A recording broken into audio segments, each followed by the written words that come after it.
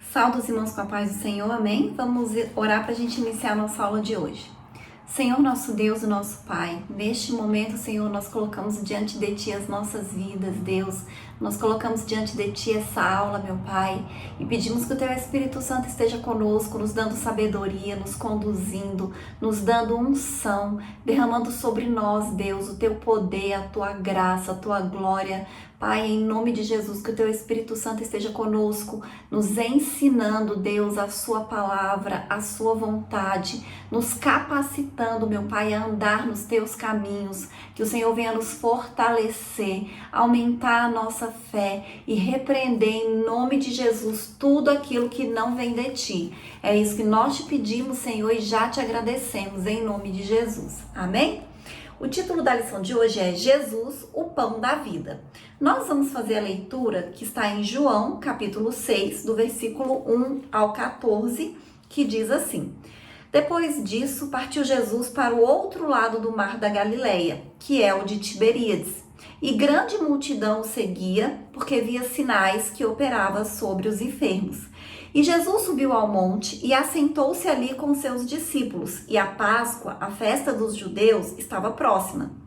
Então Jesus, levantando os olhos e vendo que uma grande multidão vinha ter com ele, disse a Filipe: Onde compraremos pão para estes comerem?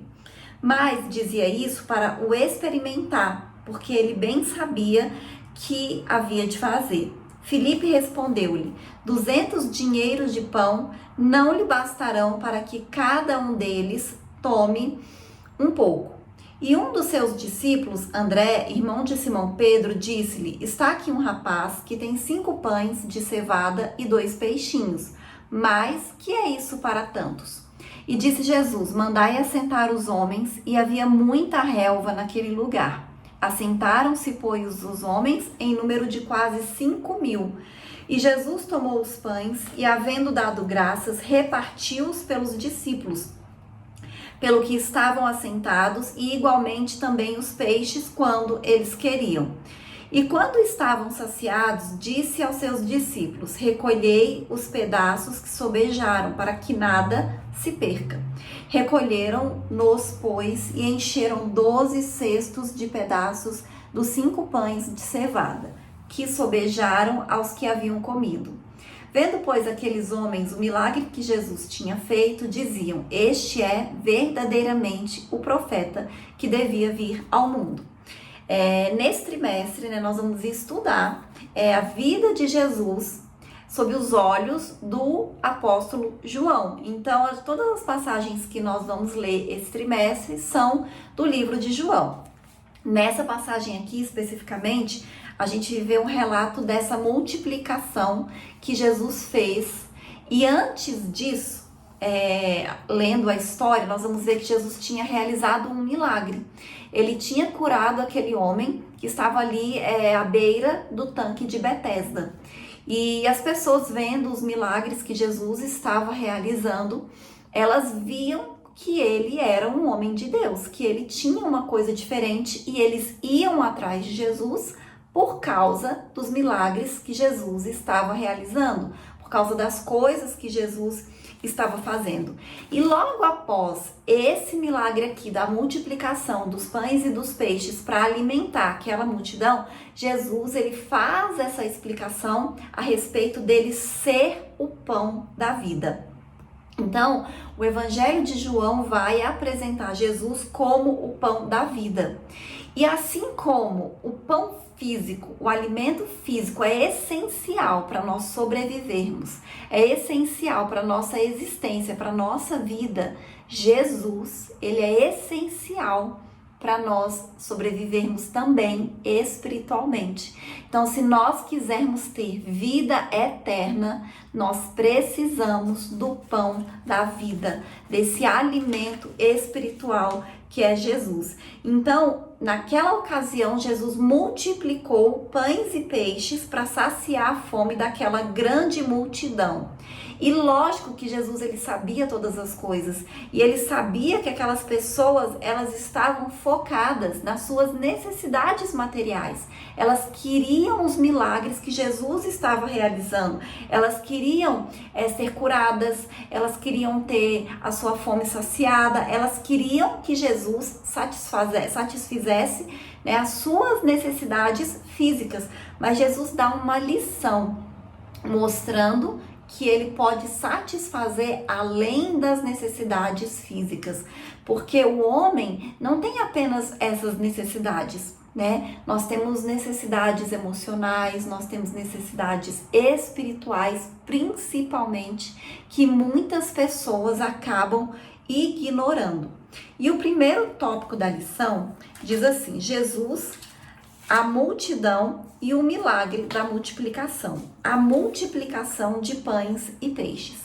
Então, como eu disse, né, nessa passagem, João relata, né, esse milagre impressionante de Jesus, quando ele conseguiu alimentar ali uma multidão, que fala que tinha aproximadamente 5.000 homens.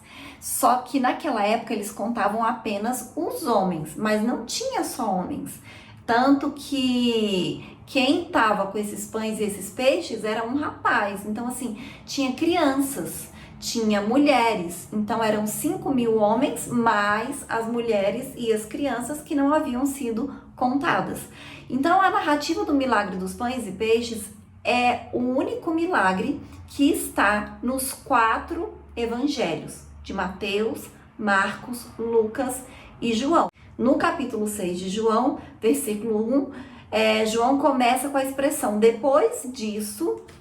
Então, essa expressão se refere aos acontecimentos que se seguiram às palavras de Jesus dirigidas aos judeus em Jerusalém durante, provavelmente, a festa da Páscoa mencionada no capítulo 5. E ali Jesus, ele tinha até se afastado nesse momento porque ele queria conversar com seus discípulos, mas a multidão acompanhou ele por causa dos milagres que ele realizava. E aí, o próximo subitem fala assim: o milagre. Como o único milagre mencionado nos 4 evangelhos, João, ele procura mostrar a multiplicação de pães e peixes neste capítulo como uma manifestação do poder ilimitado de Jesus. Ele destaca a imagem de Jesus ao alimentar uma imensa multidão composta por homens, mulheres, crianças, jovens que o seguiam. E nessa história, João revela o poder criador e divino que é capaz de trazer à existência aquilo que anteriormente não existia. Então, olha que interessante, eram 5 pães, alimentou uma multidão de mais de 5.000 pessoas e ainda sobrou 12 cestos cheios de pães. Então, o milagre da multiplicação é um milagre diferente dos milagres de cura, por exemplo. E aí o próximo subitem fala assim: qual era o interesse da multidão?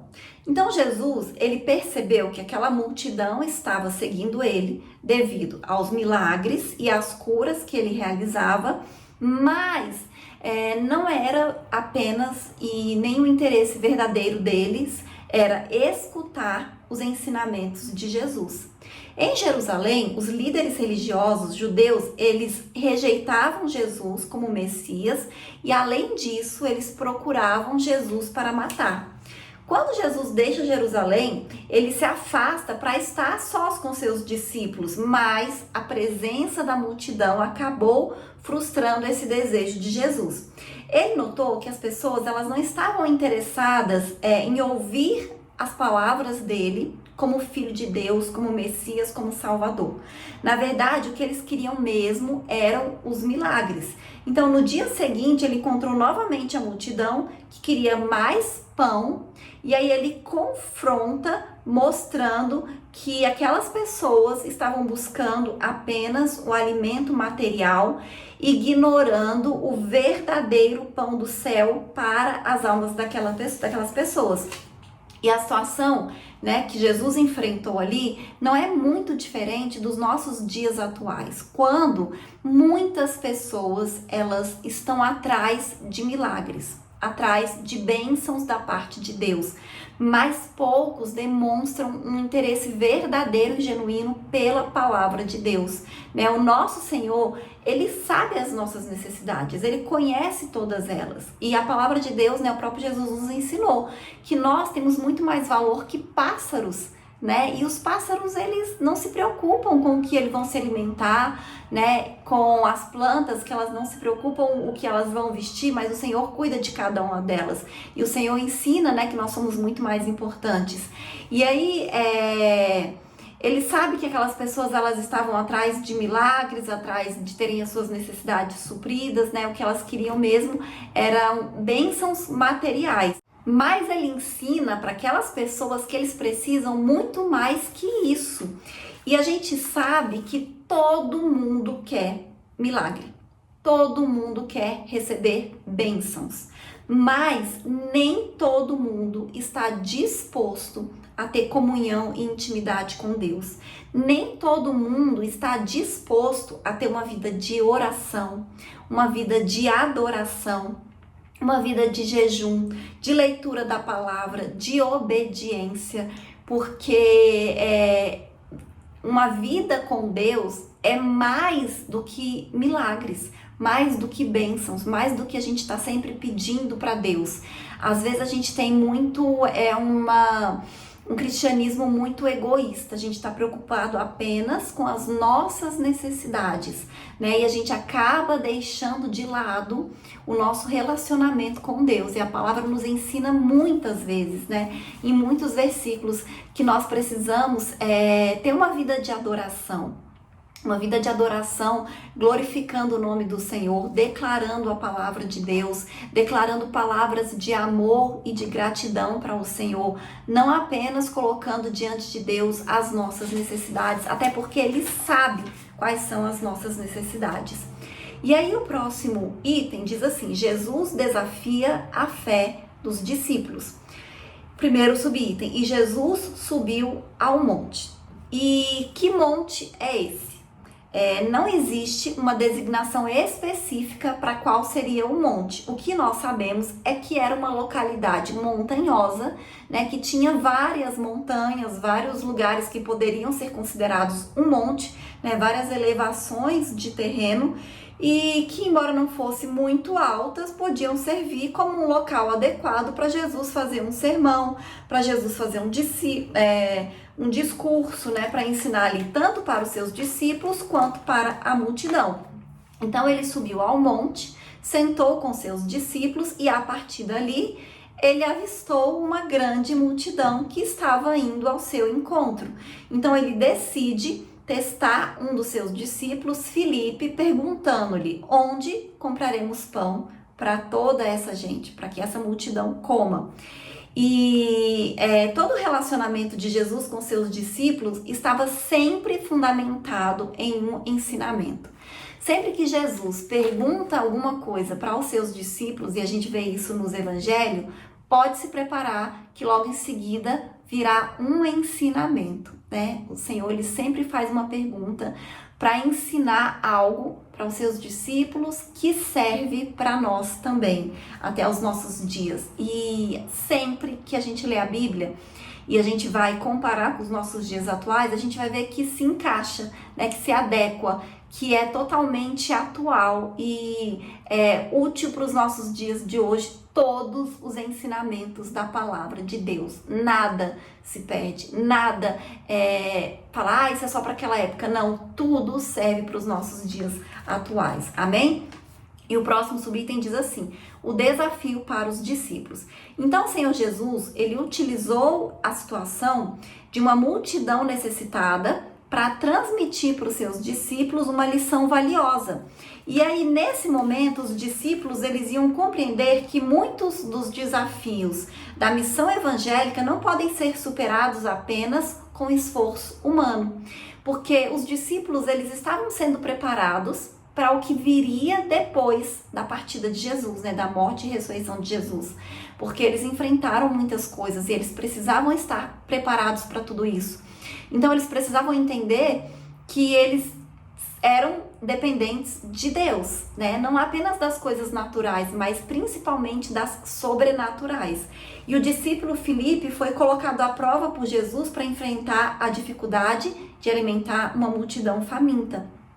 O Senhor estava demonstrando a limitação humana em resolver problemas complexos, porque nem tudo nós vamos poder resolver com as nossas habilidades, com os nossos recursos, com os nossos conhecimentos. Muitas coisas nós vamos precisar da ação, da intervenção divina, e sempre, mesmo aquilo que nós podemos fazer, nós precisamos de fé, né? Nós precisamos da bênção de Deus, porque com a bênção de Deus as coisas se tornam muito melhores, muito mais fáceis e muito mais leves. Então naquele local não havia comida suficiente, e nem onde eles pudessem comprar alimento para todas aquelas pessoas, e eles nem tinham dinheiro para tudo isso, né, para toda aquela multidão. Então naquele momento Jesus estava desafiando a fé dos discípulos, e muitas vezes a nossa fé, ela precisa ser provada, testada e desafiada. A gente tem que colocar a nossa confiança totalmente em Deus, né, para Ele suprir as nossas necessidades, né, para Ele fazer aquilo que nós precisamos. E aí o próximo subitem diz assim: uma lição de provisão. Os discípulos descobriram que tinha um menino que trazia consigo um lanche para ele, 5 pães e 2 peixes. Né? No máximo daria para ele dividir ali com 1 ou 2 pessoas, mas não para 5.000 pessoas. E aí Jesus pega esses pães e esses peixes, ele dá graças. O Senhor não ora para que aquilo ali se multiplique, ele agradece por aqueles pães e aqueles peixes, né? E aí começa a multiplicação. E como eu disse, a quantidade foi tão grande, e nós lemos também que sobrou 12 cestos cheios de pães. Então olha só, Jesus, ele pegou aqueles pães, aqueles peixes e agradeceu. E aqui já é um outro ensinamento para a gente também, né? Que nós temos que ser gratos, né? Nós temos que dar graças por aquilo que nós temos, por aquilo que o Senhor está nos dando. A lição que nós tiramos desse episódio é que Deus nos surpreende com soluções extraordinárias. Ele manifesta o seu poder de provisão para aqueles que acreditam nele. E agora a gente vai entrar no terceiro tópico da lição, que fala sobre Jesus, o pão que desceu do céu. Para a gente entender melhor, eu vou ler a parte onde Jesus fala que ele é o pão que desceu do céu, que é João capítulo 6, né, que é o mesmo capítulo que nós lemos, versículo 47 ao 58, que diz assim: na verdade vos digo, que aquele que crê em mim tem a vida eterna. Eu sou o pão da vida. Vossos pais comeram o maná do deserto e morreram. Este é o pão que desce do céu, para que o que dele comer não morra.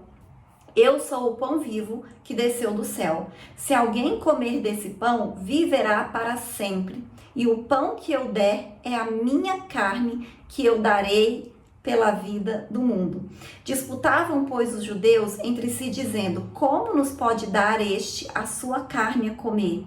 Jesus, pois, lhe disse: na verdade vos digo que, se não comerdes a carne do Filho do Homem e não beberdes o seu sangue, não tereis vida em vós mesmos. Quem come a minha carne e bebe o meu sangue tem a vida eterna, e eu o ressuscitarei no último dia. Porque a minha carne verdadeiramente é comida, e o meu sangue verdadeiramente é bebida. Quem come a minha carne e bebe o meu sangue permanece em mim e eu nele. Assim como o Pai que vive me enviou e eu vivo pelo Pai, assim quem de mim se alimenta também viverá por mim. Este é o pão que desceu do céu. Não é o caso de vossos pais que comeram o maná e morreram. Quem comer este pão viverá para sempre. Amém? Então estas foram as palavras de Jesus. E aqui, né, a gente já vê uma referência também à ceia, né? E a última ceia, que ele fala que ele vai entregar o corpo dele, que o corpo dele é o pão representado na ceia e o sangue dele é o vinho ou suco de uva representado na ceia, que Jesus entregou por nós, pelos nossos pecados, para que nós tivéssemos vida eterna, porque quem aceita Jesus, quem recebe Jesus como Salvador, tem a salvação, tem a vida eterna. Quando a gente aceita Jesus, nós não morremos. O nosso corpo físico até morre, mas o nosso espírito não morre. E aí, o primeiro tópico da lição diz assim: qual é o real interesse da multidão? No dia seguinte ao milagre da multiplicação dos pães e dos peixes, a multidão que havia participado ali daquele milagre, né, buscava Jesus na região de Cafarnaum. E aí isso fica bem explícito nos versículos 22 e 24 de João capítulo 6. E quando eles encontram Jesus, eles transmitem uma mensagem muito clara, né, de que eles querem as coisas materiais, as bênçãos, os milagres.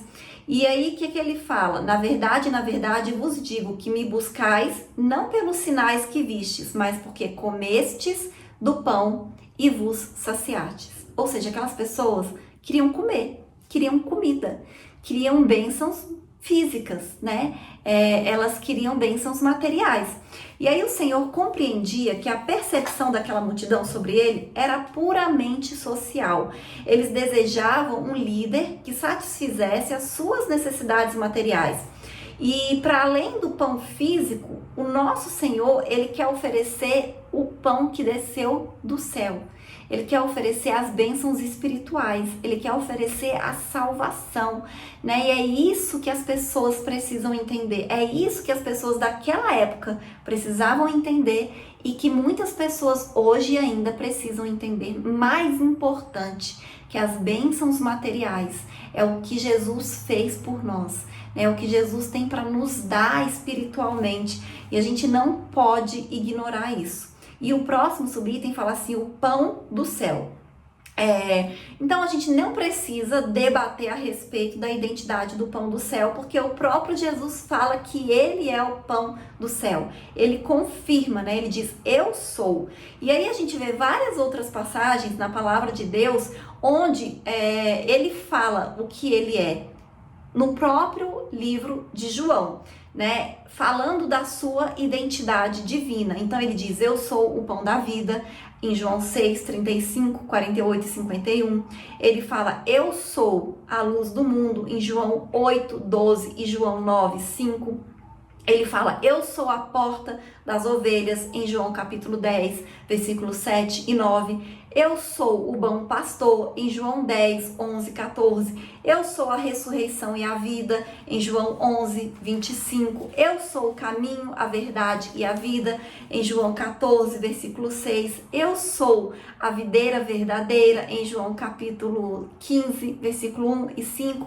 Então, assim, no livro de João, várias passagens, né, revelam quem é Jesus. O próprio Jesus falando: eu sou e eu sou. Então, há uma comparação no versículo 32 entre o maná, na peregrinação de Israel ali no deserto, quando eles saíram do Egito em direção à terra prometida, sob o comando de Moisés, com o verdadeiro pão que desce do céu.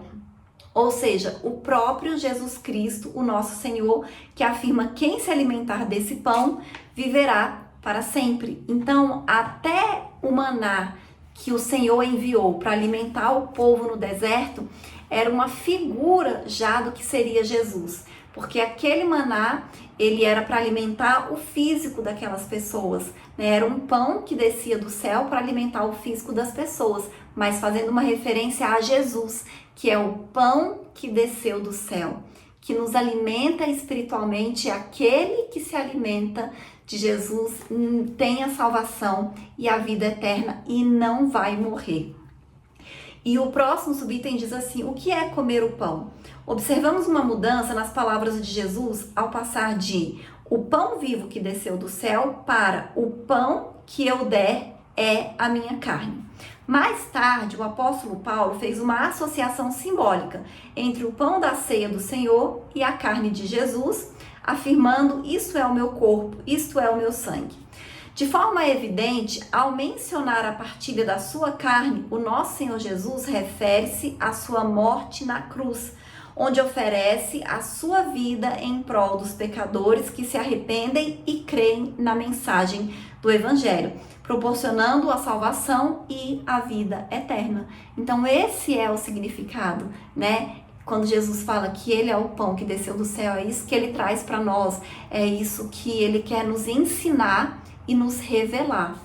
E eu vou ler a conclusão que diz assim: nesta lição, compreendemos que Jesus é o pão da vida e se ofereceu por nós. Assim, aqueles que se alimentam de sua palavra satisfazem a sua fome espiritual e recebem a vida eterna. O nosso Senhor é o pão que veio do céu, um alimento inextinguível que nos nutre para sempre. Por conseguinte, não devemos limitar-nos ao alimento material, que tem uma função fisiológica relevante, porém passageira. Aspiremos, portanto, ao alimento celestial, que proporciona vida em abundância eternamente. Amém? Então, Jesus ensinou para aquela multidão e ensina para nós também que nós devemos desejar muito mais do que as coisas materiais, do que as coisas físicas. A gente precisa desejar as coisas espirituais. Quando a gente faz um jejum, por exemplo, nós não estamos nos alimentando, mas espiritualmente nós estamos nos fortalecendo, porque nós estamos aumentando a nossa conexão com o Senhor, né? Então, assim, a gente precisa entender que as questões materiais são relevantes, são importantes, mas elas não são as mais importantes. A gente precisa priorizar o nosso relacionamento com Deus, buscar em primeiro lugar o reino de Deus e a sua justiça, e as outras coisas nos serão acrescentadas. Amém? Essa é a lição de hoje e até a próxima aula em nome de Jesus.